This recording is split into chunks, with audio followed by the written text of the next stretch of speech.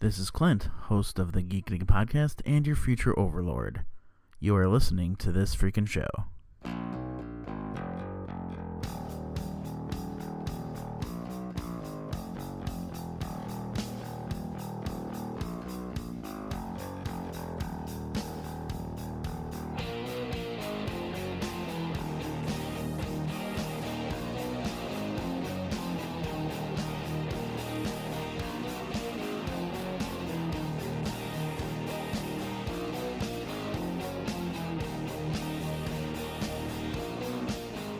What's up, everybody? I am Travis. I'm Awkward Colin. And I'm Geekcast Joe. And welcome back to another episode of This Freaking Show, the weekly podcast with a little bit of something and a whole lot of nothing. Awesome show for tonight. But how you guys doing? Doing good. Yeah, tired. Long weekend. Yeah. Agree. Well, as we record, today is Easter, so happy Easter to you guys. Happy Easter to you too. Indeed, and to you. Yep. I'm enjoying my Easter basket right now. Nice. Nice. A lot of little single-serving alcohols. Yeah, well, see, and that's a good and bad thing that I found out with this keto diet, because with the diet, I can't eat candy. Mm-hmm. But because of the amazing mother I have, instead of filling my basket full of candies and chocolates and chocolate bunnies and stuff like that, she gave me not only Crystal Light flavoring, like little squeeze things you put in water, Yeah. but also a fifth of Tito's vodka. Nice. And a bunch of lemons and limes. Nice. Yeah, so I've been enjoying that for a good chunk of this evening. Still am. Yeah, you have. So this is a lot better than trying to drink that straight bullshit whiskey I tried to on our first episode this season. Mm-hmm. I remember that. Yeah, it was really too. unpleasant. Yeah. And I didn't even try it. It was you. Oh, it was just unpleasant. That was not a sipping whiskey. That was more of a dump it down the fucking drain whiskey. I mixed it Yeah. I don't even think with sewer water and Exactly don't drink right. it. Just leave it alone. Right. It's like a higher quality Malort. Not even worth tricking your friends into drinking. No. Joe, we found a new person that we need to get to drink Malort. Yes. Yeah. My girlfriend never tried it. So Nice. she didn't seem to want to do it until my mom's like, "Yeah, you gotta try it," and then she knows you. It doesn't matter whether or not she wants to or not. She has to. She has to. She needs to try it. Everyone told her. It's part of the We need initiation. We got to get a vintage that actually tastes bad, though. That actually tastes bad. We gotta get two different kind of Malorts. One that's tolerable and one that has regret in it. Yeah. Well, like that one I brought to Halloween just was not as bad as they have been in the past. Or you're just building up a tolerance to it. I don't know. Like my wife tried it for the first time there, and she didn't care. It was fine. Yeah. It was shocking. Yeah, she was just like, yeah, what's the big deal about this? Uh-huh. So, Same. Maybe she's a closet drinker. I highly doubt that. No, I doubt too. Maddie's and awesome. when she's drinking in the closet, it's just straight Malort. It's just all Malort. Just practice. Right? Practice, Malone. It's like, oh, well, Joe's not here. Just get into that closet. Like, fuck him. But no. Yeah. So today was an awesome day. Today's show's gonna be awesome because we're bringing back the segment of Freakin Flicks. Yep. Colin won the last one, so Colin decided the scenario of the movies we're doing. Clint's gonna be on. I don't know if he's ready or not. Should probably find It's that about out. that time, so he should be. It's about that time. Yeah, I mean he should. Let's see. Let's see if he said any. Hopefully the season 3 jinx of it all doesn't happen. Yeah. No Oh, kidding. sorry guys, I lost internet connection. Right. As he's like on the internet messaging us. As he's on the internet, like, hey man, my Wi-Fi ain't working. It's like, How are you Oh. messaging us? The power of love. Yeah, just the power of love. So, Oh man, I I was gotta tell you, born ready. yeah. I was born ready. I gotta tell you though, vodka and water with just a lemon and lime is probably now my favorite drink of all time. Is now? Is now. Nice. I believe it. I'll have to try it. Yeah, I mean, like literally, like if it depends how heavy, obviously, when you pour any liquor, how you taste it. Oh yeah, I just do it. yeah. Yeah, I just do a shot of vodka into it and then fill it a cup of water and throw in like the lemon and lime. You barely taste it. I mean, you get that flavor that Tito's vodka has without like that harsh taste behind it. So it's fucking amazing. I do miss beer. I'm not gonna lie, but I don't miss beer enough to bastardize my diet with it. Hey, that's what matters. Yep. Absolutely. Let's see here. Yeah. Oh, Clint did say I was born ready. That's why you said that. Okay. Yeah. I thought you were just making a fucking statement, Joe. Nope. Okay. Well, according to Skype, he's away, but we'll just add him anyways. See what happens. I'm not even gonna do a. I'm not even gonna do a. Hey, let's cut to a pro. Oh fuck! We're just gonna bring him on. Yeah, See if we he's haven't done that in a while. Oh yeah, fuck that. We're just gonna bring him on. This is what the show's about. We like to change things up, make things more exciting and interesting and shit like that. Yeah. Damn right. You know. Hey, while we're waiting for him, if you want to pick yourself out a nice necktie, go to wearedapperties.com. Remember to use the discount code Freakin, that's FREAKIN, to get free shipping on your order. That's wearedapperties.com. Nice, Joe. Very nice. Nice. What was it? I mean, he fucking hung up on me? I don't know. Let me try it again. I'm willing to give him a second chance. I have been so addicted to this mobile game lately, it's ridiculous. What is it? Nice. It's called Burrito Bison Lancha Libre. You just Burrito Bison Lancha Libre. Lancha, Libre. yeah. It's just you launch luchadors Oh. and you land on gummy bears and see how far you can get. And then You can, land on gummy bears. and then you can upgrade your thing to go farther, and if you grow into the clouds, you become a giant like gummy monster and just a gummy meteor and then shoot into the ground. Sounds like lots going on in that game there, Colin. Yeah, well, it's not too much, but it's really addicting. I might need to see help for it. So, but yeah, we Nice. definitely been a long weekend. I gotta say that. Well, you were working on your midterm all weekend, right? Yeah. Well, yesterday and the first thing this morning, but Friday just seemed like a really long day. It didn't go in, but it just seemed like a long day. And then yesterday was long because that's when I was doing the midterm mostly. And then today was out all day for Easter, so. I gotcha. Yeah, I'm gonna cut you off on your life because I think Clint's on. Okay. I could be. Yeah, Clint. Hey, we got him on. Clint. Like the weirdo in the bushes, there he lurks. Nah, forget that. I'm the one in the Michael Myers mask standing like right outside the house. No knife or anything. You're just hanging out. You're the Wait, guy. I don't have a knife? My window is made of. No. I don't. Oh, I just assumed. I don't know. Maybe you have a knife. We took away your knife. You got a That's spoon. okay. Because you're not here to harm us.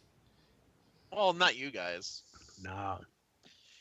I come armed with spork. The only man in the world that owns a metal spork. Well, shit. Now I am. I had to Now I work for it. Clint, how have Took a you while. been? I've missed you so much. I'm actually doing really good. I'm really Good. happy. Well, at least the last few weeks. Yeah. All right. I mean, things were, kind of crazy when my sister-in-law passed end of Yeah. February. Sorry to hear about that. Yeah, thanks. But then, it's kind of weird because since then, like, I started seeing somebody. I'm going for a promotion at work. I went on vacation to Vegas. Nice. Yeah, I saw that. How was it? Oh, dude, I fucking love Vegas. Like, we all need to go.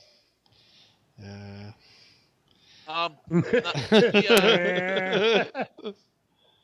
Well, I met my buddy Damien out there, and then his wife and kid. We went to this monster truck show that they go to every year. Yeah. And then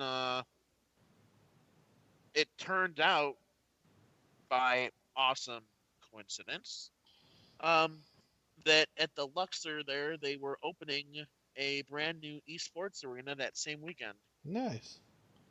So I got to catch a bunch of the grand opening festivities of that. Yeah. Yeah, we still got to get together around here. No kidding. Right. Yeah, but seeing since that hasn't happened, I'm thinking if we actually plan it out, like we would have To go to Vegas. Right. Yeah. Like, hey, we all live within an hour of each other. Obviously, we can't get together, so let's fly 4 hours away so we can all hang out. Well, yeah. I mean, Clearly. you see my logic. It makes sense. I'm tracking. Oh shit! All right, Clint. Now you've been on our show. Now, because you're on it right now, you have been the most recent guest of our show. So I'm going to assume that every listener who has been a part of this freaking show knows who you are. But just in case of the newcomers who haven't been around so often, kind of want to give an idea of tell everyone who you are. Okay. Okay. So wait, we've done the show intro and everything already? Yep. Oh yeah, we're we were in the like- show. I didn't Oh, know we're we in were the- jumped right in. Oh, Okay. no, we're in No, the we show. jumped right in. Yeah, we didn't even segue to bring you on. We just brought you on. We just That's actually awesome. This is the second time I've been brought onto a podcast. Well, not knowing that the podcast was going on. Yeah, Travis has been drinking, so I didn't want to pause. I'd say thank you, fear. Jesus. the podcast equivalent of being invited in to just go ahead and take your pants off. Oh, wait. Not for nudity, just Breaking Bad's better in your underwear. Taking off, you mean to assume that we were wearing pants to begin with?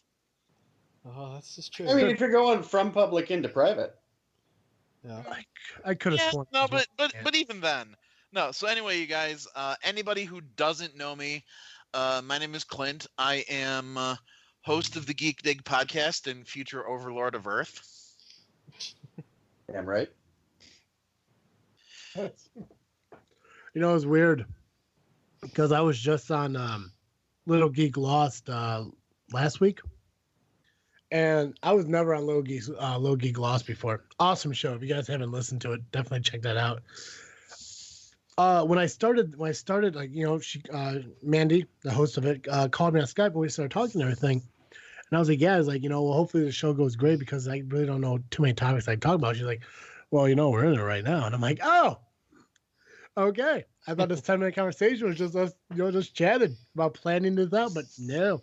You know what? It worked out perfect that way. And that's kind of why I decided that we're not going to do a plug a promo and bring back a guest. We're just going to fucking dive right into that shit. And plus, yeah, I've been drinking vodka all fucking afternoon. So what? For the first time in 3 months? What? So you've just been drinking vodka all afternoon. Yeah, You're 3 months into keto, right? Yeah, but hold on a second. Where are we at now, Joe? Where are you at? We're What on are you April saying? 1st. I get April that, 1st? but okay. So I'm saying you haven't sat around and drank all afternoon since you started keto. oh no, that's not true. Oh, okay. I didn't know that. I just no. assumed. Oh yeah, no. Because of keto, I can only drink vodka and water with a lemon and lime in it. Ah. So when I do drink, that's what I drink, and I do Gotcha. drink a lot of it. Very So, good. but yeah, but no, again, within the 3 months of keto and everything since January, yeah, I mean, like I maybe had like one beer in like the last 3 months, and ever since then, it was just, it was obviously that whiskey on the season 1 episode we did that I didn't enjoy. I had tequila, Kai, and soda on that same day. But now it's just been vodka and water and stuff. But yeah, I mean, the thing that worries me is it's one of those things like when you find a good drink and it's kind of dangerous because you kind of keep throwing it back. Mhm. Yep. Because people said it tastes just like water. This is literally water. I mean, yeah. So, I'm telling you right now, goes down good. So, Clint, Yes. I just wanted to say your name again. Aw. That was it. Well, it That sounds was so all it was. sexy when you say it. All right. Hey, Clint. Ooh. I know, right? Gives you just those like weird feels. All right. Tickly. Yeah. Well, before we turn this into anything weird that 1-900 should fucking be called, Colin, you did win the Freakin Flicks last time. Okay. So you are the host of this round of Freakin Flicks. So why don't you go ahead and tell everyone, well, take the reins, be the host, tell everyone what we're doing here, tell them what the movies we're going to do, and then decide who you want to go first. Okay, is everybody ready? That's all I gotta ask. I am absolutely ready. I'm actually I'm really excited about mine. I would volunteer to go first if you like. well, let's before we get there. Oh, no, Hold on. I am so ready to go. You have no idea. Okay, so I'm like a teenager with my first boner. I am so ready to fucking go right now. this episode of Freaking Flicks that we're bringing back is this round is going to be I gave them each a movie that does not have a sequel, and they were to give it a sequel. Not only were they to give it a sequel, they were supposed to give it an M. Night Shyamalan plot twist. So, with that, let's get started. Travis will be doing Mrs. Doubtfire. Joe will be doing The Goonies. And Clint will be doing E.T. And to get this started, as Travis already volunteered, he will go first. Awesome. Okay, so it's just gonna be called Mrs. Doubtfire 2. Nothing too special about it. Basically, it starts out now. Mrs. Doubtfire ended with him, having his own TV show, being Mrs. Doubtfire and everything, and that's kind of like where it kind of picks up. But years down the road. Just to kind of give you a little side note here, I took a lot of the idea for this from Hook, and you'll see what I mean here in a minute. Okay. So, Robin Williams' character dives really into his job. He makes it like his life, kind of like I did in Hook. That's the only reason, but that's the only part turned into Hook. Anyways, so he dives into his job and everything. He makes his career. He's doing it for like decades. His kids at this time, they have kids of their own. Never met them. Never had any involvement in their life because as he dove into this job, he kind of like drifted away from his family. So, his son went on to have, his own life, got married to this lovely woman, and they had a couple kids of their own. Well, Rob Williams finally realizing that he doesn't really give enough time to his family like he should because, he's, the show kind of like ran its course. They're canceling it. He's kind of done. He realized he has nothing else to do. So he reconnects with his son. And I know you're thinking, hey, what about the daughter? Don't worry about the daughter. I'm not involved in this story. So there's a son. She gets married. He connects with the son. Hey, listen, I know I have grandkids. I want to be part of their lives and everything. But the problem is the wife wants him to have nothing to do with the grandchildren because he was never there. And for them to be involved in their life all over again would just do nothing but cause problems. He's like, no, I don't want your father part of their life. It's not going to happen. So the dad, the kid relays to Rob Williams, says, hey, listen, this is what she said. I don't know what to tell you and everything. They're having lunch. Rob Williams is all sad and shit. And the son's like, well, I got to go, because we're going to interview some nannies and stuff for the kid. Boom! Robin Williams has a plan. Mrs. Doubtfire 2.0, if you will. Son knows about it because, he knows the history of him doing it. Girl never saw a television show because the television show only got broadcasted in London because that's where he was at. They're in America. So he gets dressed up as Mrs. Doubtfire, goes to the interview and everything. Wife absolutely loves him. They fucking hire him and everything. So, he's doing the Doubtfire thing with the kids, doing the British chat and everything, doing quirky things and, blah, blah, just being Mrs. Doubtfire. Pretty similar to the first episode. Okay. So, as it's going on and everything, there comes a point where he accidentally talks in his normal voice in front of the mom. And she's like, wait, what happened? Wait, what? And she knew it. She knew the voice. He's like, oh. So he freaks out, right? Just fucking books it. Just fucking runs away. Because that's the only answer he had for it. No, stop the fame, just fucking booked it and shit. He gets back to his apartment and everything, and his phone keeps ringing. But it's not like a ring. It's like a buzz noise, okay? Yeah. And then all of a sudden you hear a voicemail. And you just hear his voice, like, are you there? Are you there? All of a sudden, like, it just changes the scene. And it turns out that Robin Williams' character was never really Mrs. Doubtfire in this world. But what happened was he was so involved in the TV show, he became Mrs. Doubtfire. End of the movie. Oh, he's in a mental ward, by the way. He lost his mind. So, yeah. Oh. The end. Yeah. Nice. Yeah. Oh my. Yeah, so the M. Night Shyamalan thing was kind of confusing for me. I was like, how am I going to turn fucking Miss Doubtfire into a plot twist? I'm like, you know what? The only logical thing to do is make this all in his head.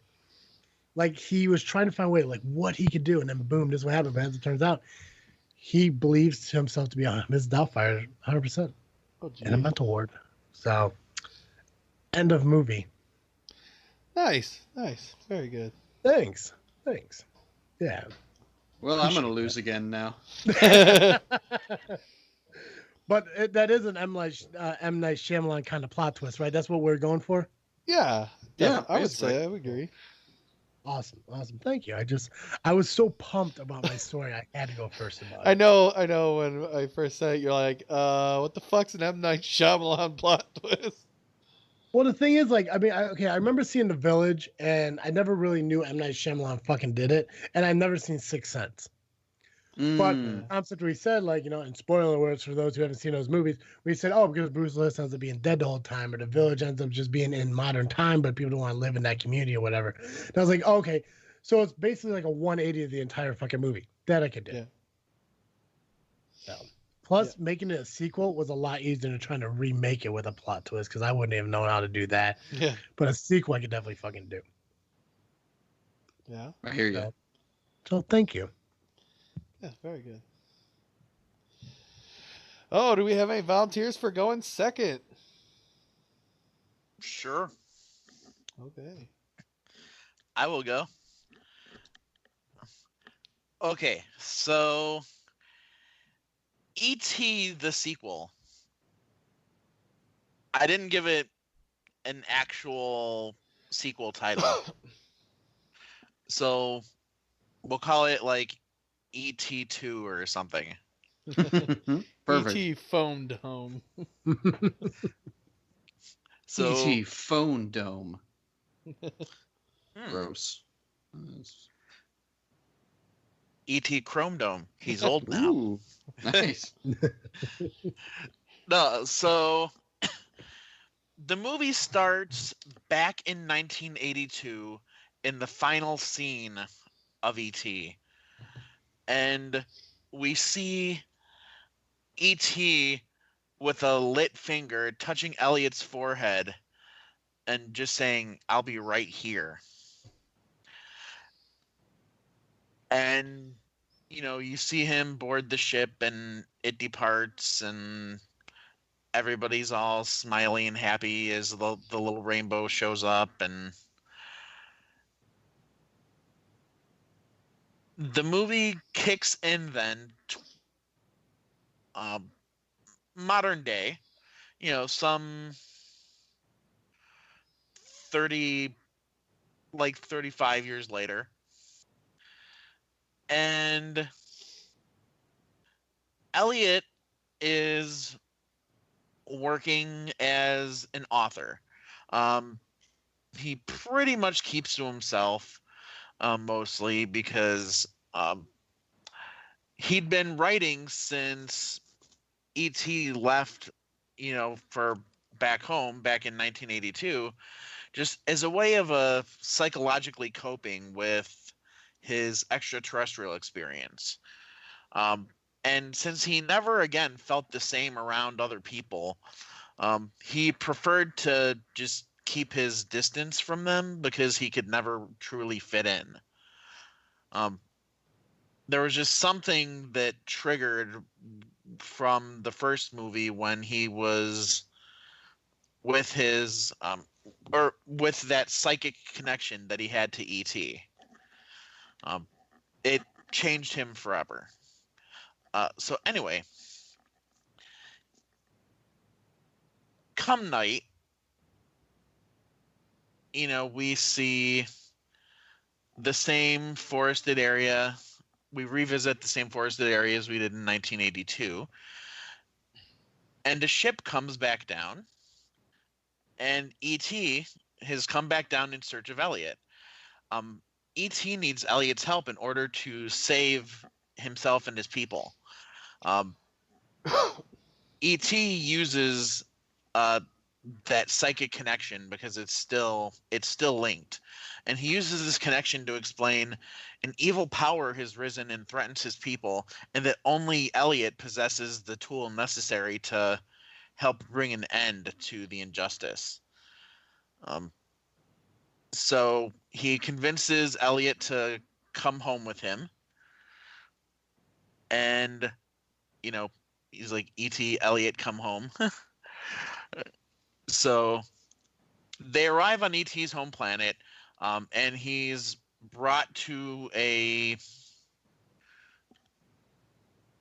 room where, there's a sort of a council of the leaders sitting around, and they start through E.T. because he has the connection. They otherwise don't Elliot doesn't otherwise understand what they're saying, so they're kind of speaking through E.T. Asking him about his writing, specifically his work in science fiction. Now, he's unsure how he's helping everything and how this has to do with anything. And the only response that they'll give him is,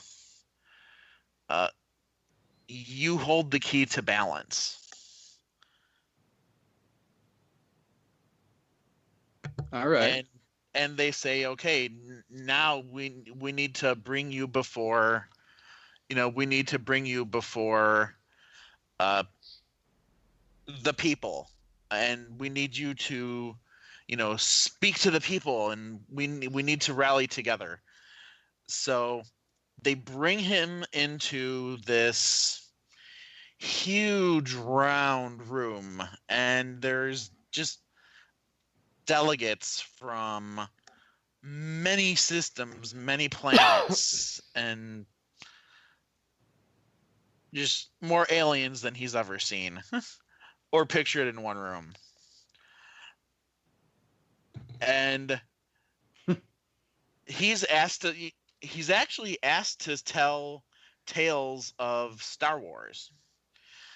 They want him to,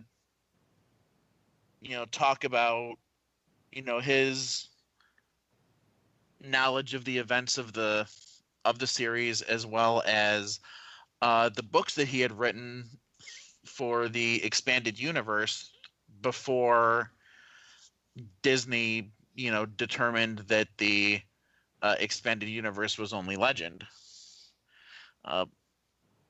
And he does. Everybody's getting riled up and excited, and they seem to have a lot of hope, and he doesn't understand why. And it's at this point that we get our twist. E.T. tells him that all of his writings, especially of the Star Wars persuasion, were not his own ideas, but through the psychic bond that E.T. placed when Elliot was just 11, that he maintained that connection through the years and fed Elliot basically the chronicles of the history that was going on, because he knew that in order to take down the dark side once and for all, he wanted to have a record of everything, untouched, just an accurate historical record so that they could, dig deep into the truth to see what was going on.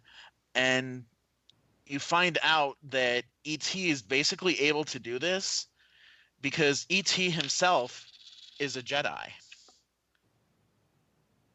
Nice. And you find that he's closely related to Yoda. And then you get a flashback to the first movie when it's Halloween, and you see them walking down the street, and E.T. seems to recognize the Yoda. And he starts going after him. Home, home. And you also find out right then that George Lucas was originally tasked with, chronicling everything, but decided to put his own spin on things and completely fuck up the universe. There's like 3 twists. I love it. Yeah. So they had chosen Elliot because they felt that they could get the most faithful representation of the message. Okay. So that was E.T. Part 2. Nice. Love I it. like Presumably he's played by like Tom Cruise. Actually, Henry Thomas himself has been doing a little bit of acting again. Oh, I So didn't they know were that. able to get a couple little roles here and there, and they convinced him to come out of retirement for ET2. Nice. You know what's weird is how much he actually he looks like Tom Cruise though. He's like a mix of Tom Cruise and Paul Rudd. I can see that, but I didn't want my movie to suck, so I didn't even think about Tom Cruise. No, that's fair. Sorry. I was thinking a fourth fold-in plot point could be that it's also how Scientology got going. Interesting. I like this. But just popped into my head. It's probably from an that's- alien planet. But... But it's a good idea. I like it. I'm just kidding. I dig it though. That's cool. It's fun. Yeah, definitely. Thank you. Man, good job, Clint. I always love when you come on here, man, because like you always make our movies look like shit. Well, But- not but always. It's a good thing. I'll always. Last man. time I made Collins look good.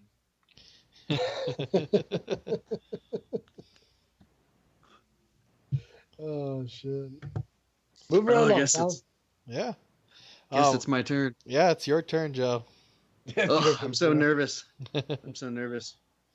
I Yeah, feel like I fo- really got to be a letdown going last. Follow that one there, Joe. I know, right? All right, so Goonies. I hate. Hold on a second, real quick. That's why I hate following Clint. Right? It's like putting the opening act on after Seinfeld. It's like, no. Mhm. Maybe I should just be permanently put last. You should always be. I feel like I should always go first because mine are always the worst. You should have volunteered then. I know. Well, I was panicking. I should have gone first because Travis stole my You were ending. panicking. I was. I was panicking. I just wanted to go first because my fucking ice is melting. So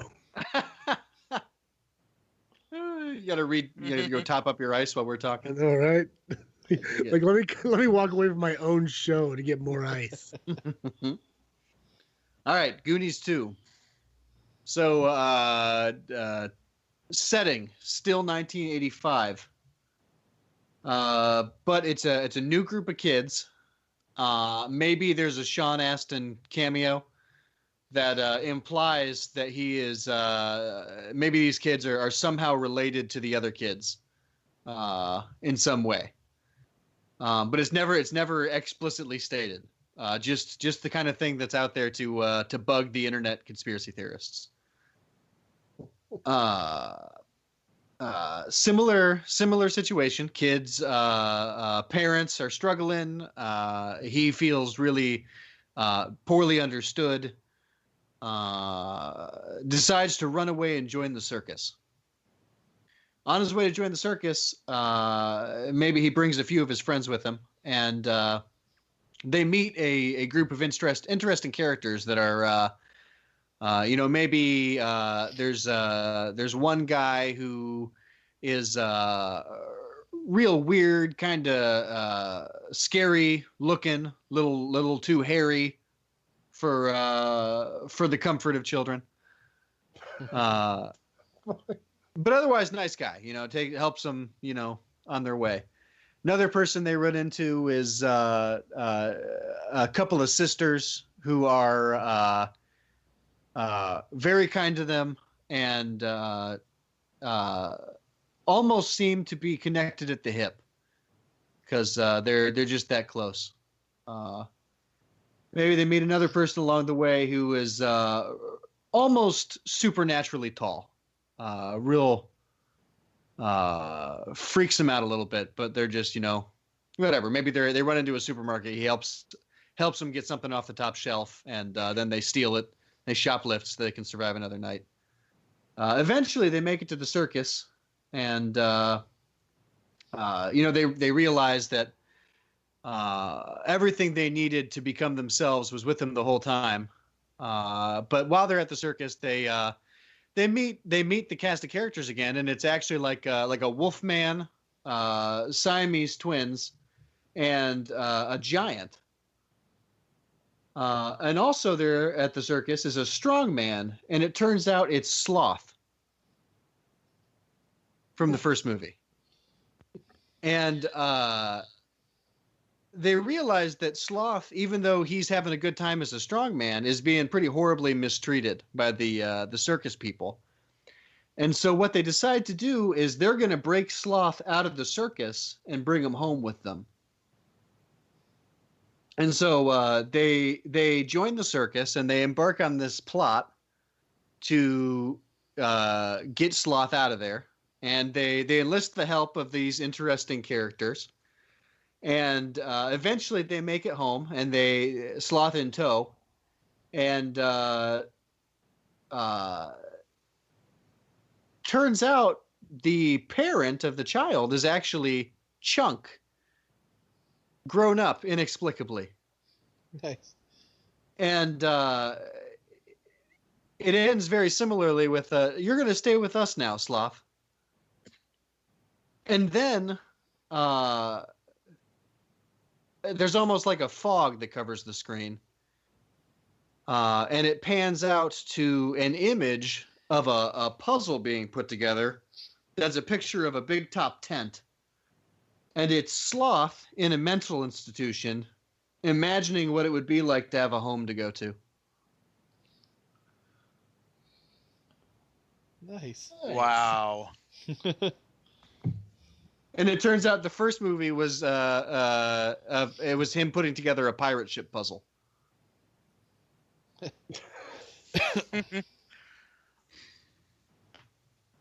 Oh, very cool. Joey, I like that. I like it. Yours is my favorite, man, because I like that. your plot twist just pretty much made the first episode or first movie like it never happened. Yep. Like Yeah. not only did you take away from the concept that what really happened in the second movie wasn't true, but the first movie as well. Loved it. Yep. So I like to imagine they're his childhood friends before he had some sort of horrible disfiguring accident. Oh.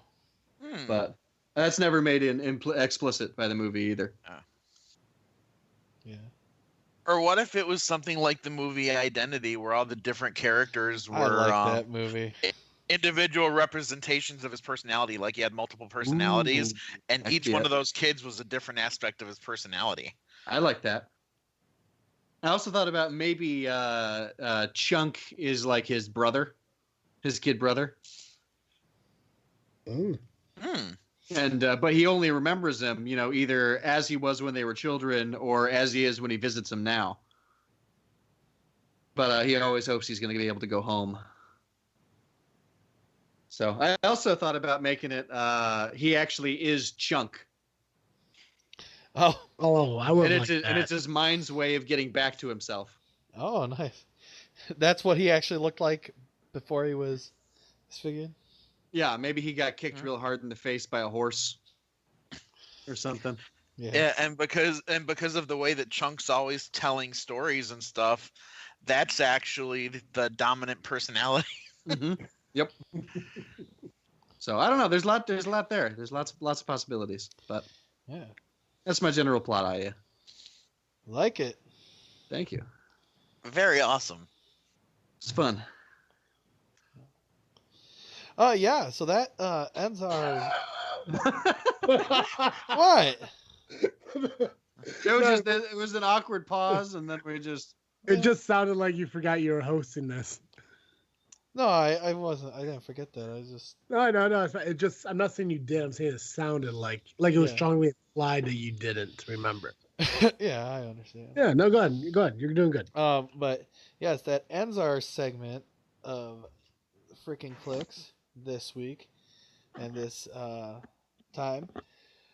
We will put a poll on our Twitter where you, as listeners, can vote, and you decide which show did you like the best. Did you like Travis's mental ward, Mrs. Doubtfire? Did you like the Star Wars E.T., or did you like Mental Hospital Goonies? You make the decision, and you let us know. Mental I just- hospital Goonies. I just like how all of our plot twists have to do with somebody being fucked up in the head. I know. Well, technically, Elliot wasn't insane. He had alien implants. He had alien implants. That is the best argument in the world. He's not crazy. Aliens put shit in his head. Oh, that makes me think of the Futurama guy with the foil hat. He wasn't disturbed on his own accord. Oh my god. Joey, mark that, or whoever's doing the show notes. That's our show title. What's that? He's not crazy. Aliens put shit in his head. Excellent. Oh fuck. Doing it now. Yeah. It's such a good day. Yeah, let's see that one get past the iTunes censors. Right? My God. Oh, shit, Clint. I'm not sure if you heard or not, but we're on Spotify now. Ooh, I had not heard. Congratulations. Yeah, thanks, man. It was crazy. I just like, what the hell? I'll give it a shot. Then boom, there it was. Like fucking a month later. They take forever to fucking approve shit, man. Yeah. Yeah, Like- they do. Like iTunes put me on in like a day. They didn't give a shit. They're like, sure, why not? We got enough shit to bury you with, whatever, But no, I was excited. I found everyone on Spotify and everything. I'm so excited. So yeah. I know it's such a good feeling, isn't it? It is. I mean, it's one of those things where like it feels like you are achieving stuff. Like you're not just sitting still. Yeah. Not like Yes. So I mean, it's cool. Like, you sit there, you start out with Podbean, and then you end up with fucking iTunes, and then you go to Google Play Music, and then you do, Spotify. And I barely mention Stitcher anymore because I hear rumors that they put fucking like advertisements in the middle of your fucking podcasts and shit. They do, or so I've heard. The funny thing is, when I've listened to podcasts on Stitcher, I've never actually experienced that on the shows that I've listened to. Yeah, I've only heard of it happening. Like I've never listened to my show on Stitcher. I've always listened to it on Google Play or iTunes. I mean, I haven't listened to GeekDig, but I'm just saying because I used to use Stitcher all the time, and any podcast that I listened to through there never had an ad. Yeah, I listen to GeekDig on Google Play Music. Ah, I do. so I you're the do. one. So you're the one. I'm the 1%er. No. How's GeekDig going for you, man? Well, the last couple weeks it kind of hasn't. I know that's kind of what I was getting at because I mean the last time you guys uploaded one was in February. Yeah. Or yeah. No, it was No. it was No, I'm March. sorry. March 16th or something like that. Yeah. Yeah. We had to take a couple weeks off. What happened was that Monday before I ended up working, the Monday before Vegas, I ended up working and I ended up having a lot of shit going on, and I was gonna try. I was gonna try to record. Actually, I did record something with a couple friends that are starting a different podcast, and it was more an episode of theirs. But I was gonna do some creative cutting and kind of do a little my own little spin, Mm-hmm. and then somebody attempted to steal my identity. Ooh. Oh my. Yeah, so I kind of got focused and distracted by that. Yeah, that makes sense. Oh, yeah. Basically, what happened was I was at work and I got a text message and an email saying that my direct deposit information had been changed. Oh no. Yeah. So I'm changing I was changing every single password, and there was an app for the payroll group that we use that manages it. And I can see all my stubs and everything through there. I deleted it from my I ended up deleting that from my phone after changing the password, and got in contact with human resources and actual payroll, and I changed all my information back because I found that the account number and routing number had actually been changed. Oh shit. And I was getting ready to get paid in a day from when that happened. So had I not looked into it or just ignored it, yeah, I wouldn't have gotten paid, which would have sucked because I was in Vegas when my check went through. So that would have been bad. But then we just didn't record this past week because we record on Mondays, and that was the night that I came back from Vegas. Mm-hmm. And Steve had some stuff going on with work and stuff, and just some projects that he was putting a lot of extra time into. So we just decided that we needed a couple weeks off. But we are recording again tomorrow, and it will be going up. So next week there will be a new Geek Dig. Good. And it was one of the things actually Mandy mentioned when I was guest spotting on Lou Geek Lost, that with podcasting, it's you're not set to have to do something at a set time every single week. You have the ability to put a show out when you want, record a show when you want, and do something like that. You're not contracted to have to do something. And that's what's pretty cool about doing this. You are able to be doing this whenever you want. And if you want to take a couple weeks off, then so be it. Exactly. I was telling Colin earlier today when we're hanging out. I this freaking show we have done weekly. Since it started. I mean, there were we missed a week here, a week there, or something like that. But since October 2015, we have recorded basically every single week. Minus maybe 6 weeks total out of the last fucking 36 months, or whatever it was. Yeah.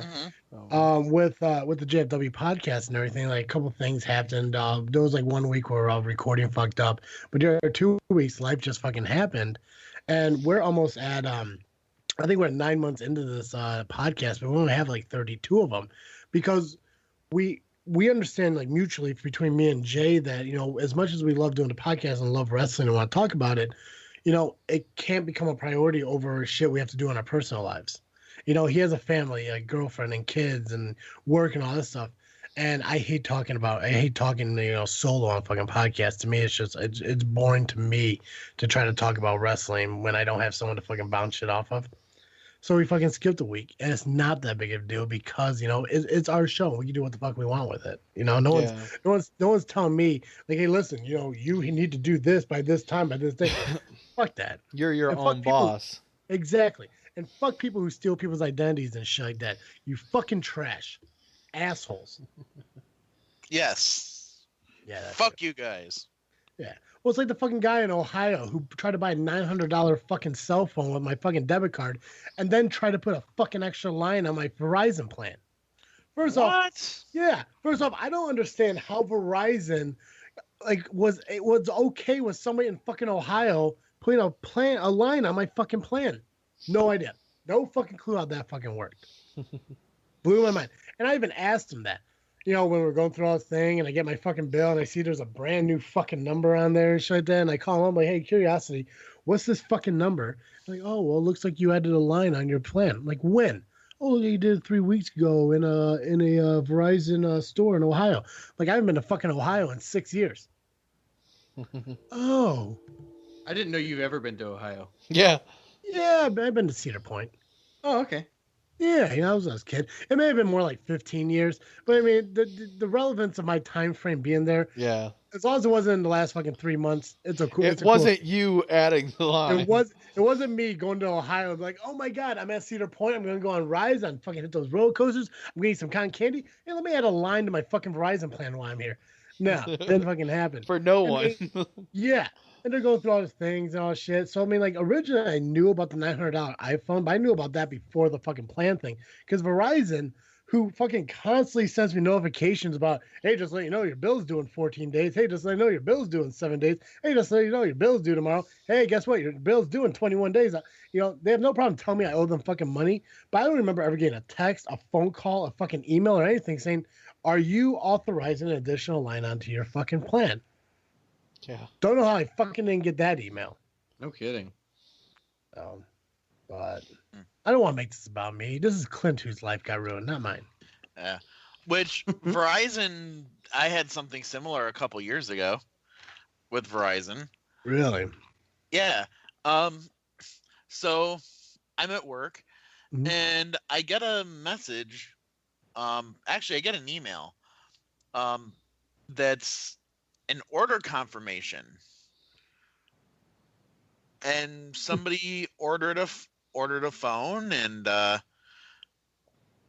just a bunch of accessories and stuff, and I'm looking and I'm like, I did not do this. So I call them right away, and I was having trouble getting into my account because somebody changed the password. Yeah, my Verizon account actually got hacked. Jeez. So I was able to go through the security things with them and get all that back and change the passwords, and then we were able to cancel the order, and it was a pain in the ass. Yeah, no kidding. But yeah, I apparently don't have great luck. The only thing is I don't understand what's so special about my identity that everybody fucking wants it. No kidding. I mean, no offense, but yeah, no, none taken. Crazy. Yeah. Oh well. So Travis, I'm understanding you have a lady friend now. I do have a lady friend. Yeah, it's exciting. It's new. It's awesome. I'm happy. It's a good feeling. Great person. It is. Yeah. It is. It's an amazing feeling. I'm actually sharing your feeling right now. Not toward your lady friend, but toward mine. I'm happy for that, man. Yeah, no, it's really cool. It's a weird situation how my relationship is right now. It's something I can't talk about the situation in, but regardless of what it is, it's an awesome thing. We are in a relationship. We are dating. Eventually, I can tell you more about it and who she is. Can't do too much of it on the air, but she is real. For those of you who don't believe that, I can vouch. Colin's seen her. She's legit. She's amazing. She's funny. She's way too hot for me. So I mean, like, it's fucking crazy. But yeah, she's no, trust me, she's way too fucking hot for me. A Soviet spy. Yeah, she got me. I got it. It's Jennifer Lawrence. You got him. Yeah, I ended up with J-Law, So, but no, she's really cool. And it's weird because every time I talk to somebody about her, or like even when I post about her, and the weight loss journals that I post about, I give her a lot of credit for helping me with like this whole diet journey and keto thing here, even though she tells me she doesn't do anything for it. She's just there as support. Like she does so much for me. Like she doesn't even fucking realize, between like finding the recipes of like dinners that I could actually make and keeping me in check on fucking not eating junk food and shit like that. I like when I heard that today, I was just like, that's like amazing that she does that. Yeah. Just because I mean, like, I understand if you guys have been like for a while, but this is like a new budding relationship. Yeah. And it's just like, bam, you're helping me out with this. This is awesome. Yeah, it's such an amazing feeling. It's really cool that she's able to do that stuff and everything. Joey, you haven't met her yet. Nope. But I can't wait for you to. And Clint, I can't wait for you to meet her either. She's just an awesome person, and she makes Travesty a better person. Which, I mean, I know I'm an awesome guy and I'm a pretty amazing fucking dude, but she makes me like more on like a personal, emotional kind of level, like a lot happier. Like I don't feel like getting up in the in the morning and being like fuck today. Like I haven't felt like that since our relationship started. So it's such a cool fucking feeling. That's awesome. Yeah. But tell me about your lady friend, man. Well, her name's Kate. She's an elementary school music teacher. And it didn't sound for a second like you said Anne. No, I was. Oh boy. Oh, fuck. I was tempted to say junior high, but because I think she does go up to like 6th grade or something. But yeah, so nice. she's a music teacher, and That's legit. She works with the choir at her church, and she's just awesome. It's kind of funny how we actually met. We as you guys know, I've been pretty I don't want to say set on being single, but I was just not content. I was not actively seeking anything. Yeah. Well, a friend of mine,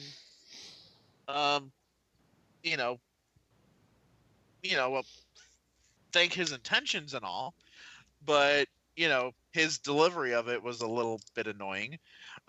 He's like, dude, you know what your problem is? You just need to fucking get laid. I'm like, dude, I'm doing just fine on my own. He's like, no, you're not. You're an asshole. He's like, you need to loosen up. He's like, here's what you're going to do. I'm like, wait, you think you can suddenly start telling me what to do? He's like, listen to me. I'm like, okay, I'll hear you out. And he's like, you need to download Tinder on your phone, and you need to go on there, and you just need to start swiping right on people until somebody responds. I'm like, yeah, I don't know about that. And he kept harassing me until I did.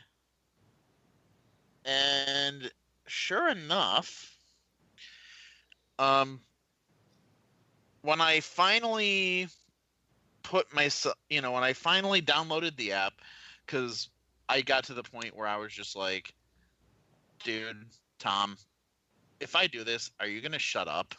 I was like, will you finally leave me alone? Oh, yeah. He's like, yeah, I'm just making sure you actually do it. I'm like, fine. I was like, if it'll get you to shut up, I'll do it. And here I'm thinking, okay, I can just swipe on a couple of profiles and just delete the app and be done with it. Mm-hmm. Well, damn it if Kate wasn't one of the first people that I came across. And she just seemed really sweet. So, of course, I was going to swipe right. And then I get a notification through the app that she swiped as well and, prompted me to send a message. So we start talking, and yeah, she ended up just being really sweet. and we were texting a lot, and our first phone conversation. This was how I knew that I was gonna definitely want to pursue something here, because our first phone conversation was 2.5 hours. Wow. And both of us at the end even stated to each other that, the only reason we cut the conversation off was because we both had shit we needed to do. Right. But we both said that we still felt like we, had a lot more that we could say. Like, we talked for 2.5 hours and didn't run out of things to talk about. That's awesome. That's really cool, man. And I was like, oh my God, she is somebody that I can talk to. Nice. So I thought no pressure or anything, but that's how it was when I met my wife. Oh wow. Awesome. Yeah, we never ran out of anything to talk about, and so it just sort of worked out. That is so cool. And I always told myself I wanted somebody that I'd be able to communicate with, because that is the key from what I've observed as far as, being key to a successful relationship, is so many fights and escalations can be avoided. Yeah, we'll just say that. So many escalations can be avoided by proper communication. Absolutely. And the other thing that really got me, and I think is probably still one of the most amazing things about her, is when Ginger, my sister-in-law, went into the hospital and ultimately passed away. When Ginger went into the hospital was when we were supposed to have our first date. And she was very supportive and very encouraging through everything. And, here's some guy she hadn't even been out on a date with, just talked to for, a bit, like maybe just over a week, Right. All of a sudden I've got all this stuff going on and I'm busy and I'm just not able to get together. And she was just so cool and so understanding and ended up just being tremendously supportive.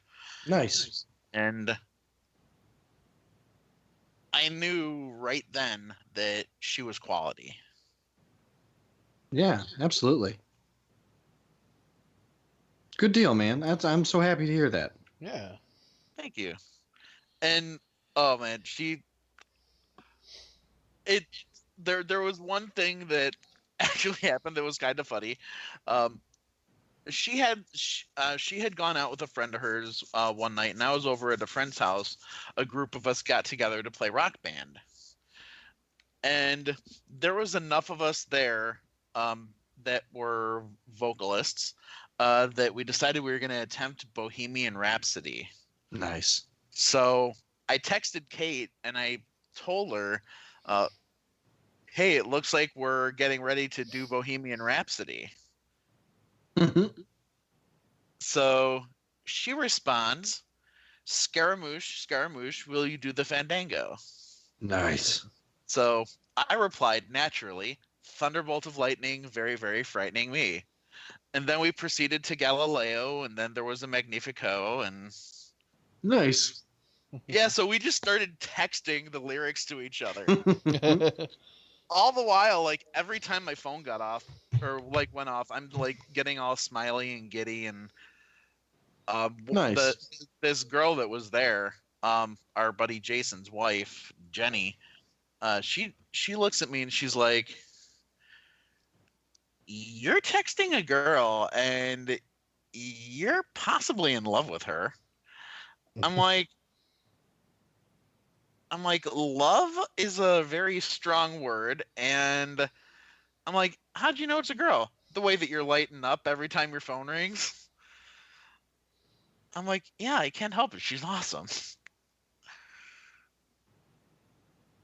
But Nice. But it was funny because at the end of the lyrics, I sent her a picture of the scene from Wayne's World where they're in the car and they're headbanging to it. And she responds, Oh my God, yes, that's one of my favorite movies. Nice. You know, and of course to also find out that she also appreciates Star Wars. Mm-hmm. And our second date, we went to a bookstore, and when we were over in the children's section, we decided to find um, a very memorable book from our childhood, and then read it to the other person. Was it the Phantom Tollbooth? No. Mine was the Bernstein Bears. Are You Afraid of the Dark? Nice. Because I remember reading that to my sister, because she was 3 years younger. So I remember reading that to her when she was like 3 or something. Because I learned to read very early. But anyway, the book that she picked was called I Love You Forever. And I love that book. She sang every time she came up to the song, she would actually sing it. Oh, nice. And it was so cute. That's And, adorable. oh, seriously, I am like totally smitten here, you guys. I did not think that she would be able to tame the savage beast. Dude, that's awesome. What we're gonna have to do is like all 4 of us are gonna have to get with our significant others, and we're all gonna have to go do a group thing one day, Yes. Definitely. right? I'm about it. That'd be fun. We gotta plan. We gotta at least plan that, and that way all 4 of them can talk about how annoying we are. Ah, yes. Oh. Well, she's already been interrogated. On our I think it was our fifth. Yeah, our fifth date. We did live band karaoke, and a couple of my friends that are regulars for the karaoke showed up. And I get up to go to the bathroom, and my buddy Sean just looks at Kate, and he's like, "So, what are your intentions with our Clint?" And of course, I didn't find this out until last night when we went to see Ready Player One, which, by the way, is an awesome fucking movie. Nice. Yeah, I've been wanting to go see it too. Well, speaking of movies, Colin, why don't we dive right into your awkward flicks? Okay. Welcome back, everyone, to another segment of Awkward Flicks. It's that little segment of our show where I review a movie, I give you my thoughts on it, and whether or not you should go see it, and give it my awkward score. This week, I'm reviewing an older movie, not that old. It's Gnomeo and Juleit. It came out back in 2011. It's basically Romeo and Juliet, but with garden gnomes. So, it's exactly what you think it is. Think of Romeo and Juliet, garden gnomes. Legitly have Gnomeo and Juliet, just Romeo. It's they're garden gnomes for actual humans, whose name are the Capulets and the Montagues.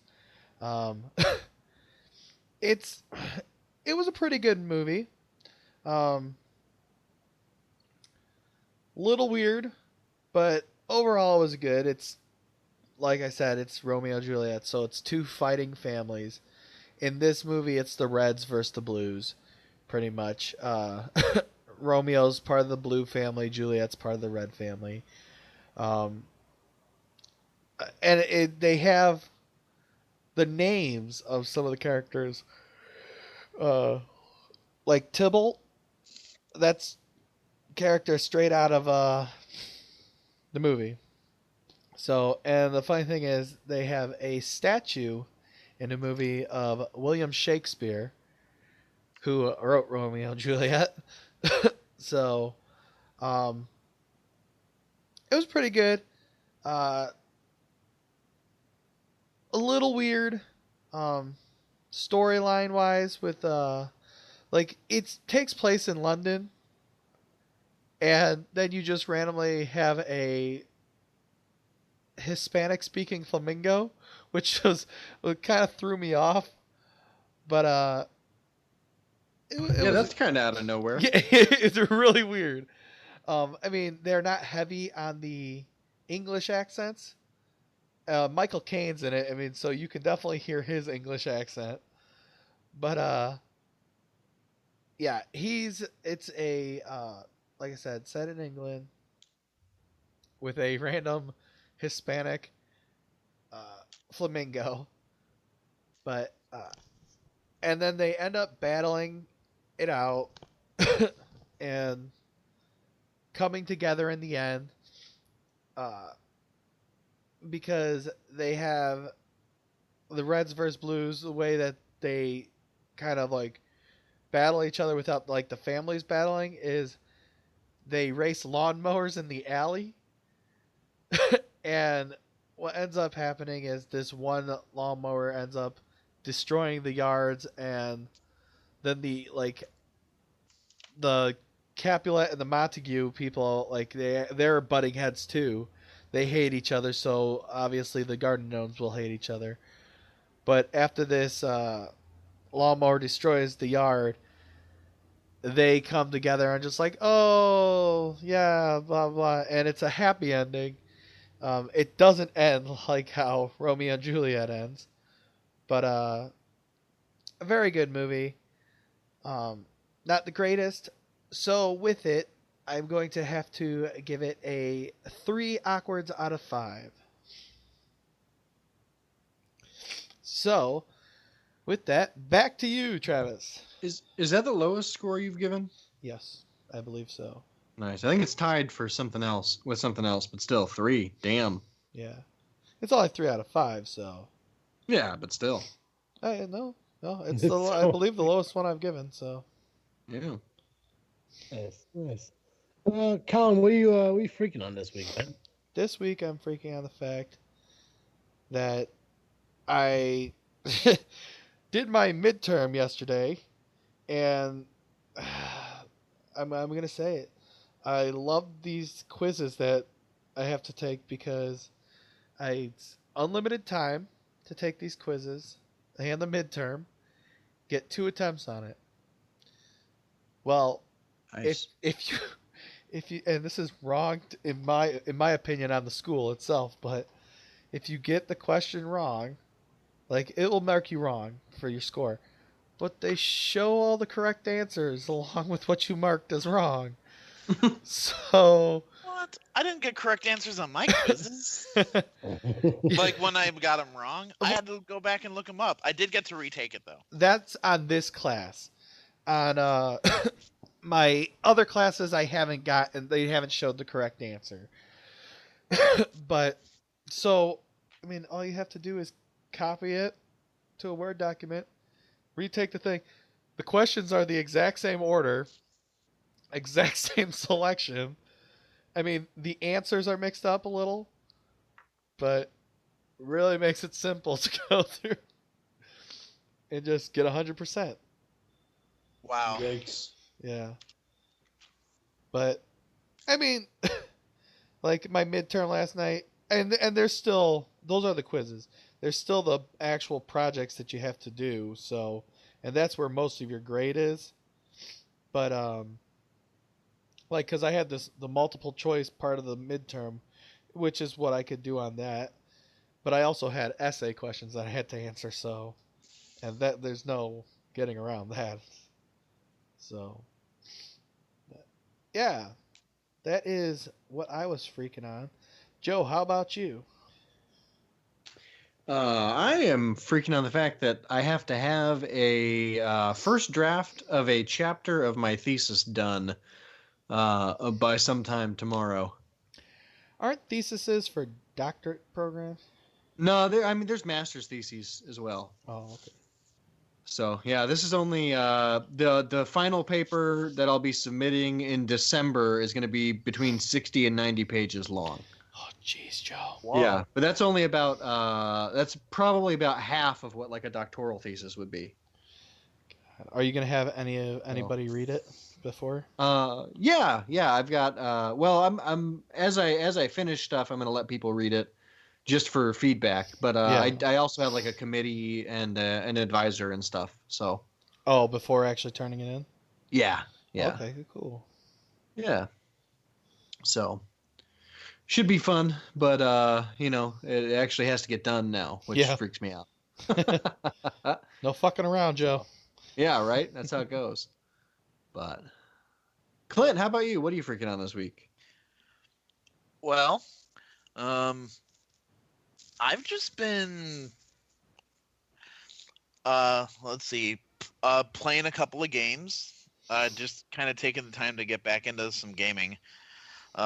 So I rented Far Cry 5, which came out this week, and I have just been playing a ton of that. It's kind of interesting going around and like killing cultists and like liberating people from this insane cult. It's very weird and interesting. But then also playing Sea of Thieves, which I have been waiting for to come out because I love just pirate stuff. That game does look like a lot of fun. Dude, it's amazing. You can get like your group of friends and just go be pirates. Yes. Barfing, singing music, playing instruments, everything. Oh yeah. And it was hilarious because the other night I'm in a crew of 4 and I was at the time I don't want to say captaining, but I was the one driving. Mm-hmm. So which normally people don't let me control vehicles in games because I am literally hell on wheels. The crazy driver. Uh-huh. Yeah. And it was funny because I'm just kind of looking off in the distance while they're on land at this island just trying to, dig up a treasure. And I see this galleon just heading straight toward me. And my ship is anchored and everything, and it's just sitting there. And this dude's coming straight at us. Like they're thinking, okay, this guy's got treasure. We're going to go and just kill him and take it. So I end up, thinking that they can sink the ship. Because if you have chests that you earned on your ship and it sinks, you lose them. So I see this guy, I run and I raise the anchor, and I was able to, turn it so that I'm, heading kind of toward him, but not like dead center. I ram him, jump onto their ship, and there was only 2 guys, and I killed them both. Nice. Because I got a cannon blast on the one, so the guy went down to patch up the hole. So I killed the one guy, and I wait for the other guy to come out, and I took care of him. Nice. And, it was so fun. It's awesome. It's the one game where just being an asshole pays off. Well, because otherwise you don't just go around and just kill people and take their stuff. I mean, normally that's unsporting. But in a pirate simulator, that's exactly what you're supposed to do. Right? So, yeah, I've been having fun sailing the 7 seas and taking down a fanatical religious cult. Nice. Yeah, Far Cry looks absolutely gorgeous. It is a good game. It's the best looking Far Cry that I have paid attention to. And this is the first Far Cry game that I'm really like digging into and playing. Nice. I played like 15 minutes maybe into Far Cry 4. Because I basically, when the guy told me at the dinner table to just sit and wait for him, I actually did. So I actually unlocked the secret ending of the game, and that was all I played. Oh, nice. Nice. And then I did try to get or play Far Cry Primal, but I only got like an hour into it. Then I got distracted by other shinies. Nice.